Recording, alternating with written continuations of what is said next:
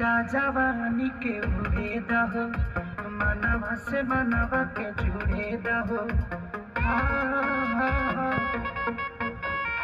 छीटा जवानी के उड़े दहो, मनवा से मनवा के जुड़े दहो। आज सुत दरिया तान के तान के तान के टूट जाए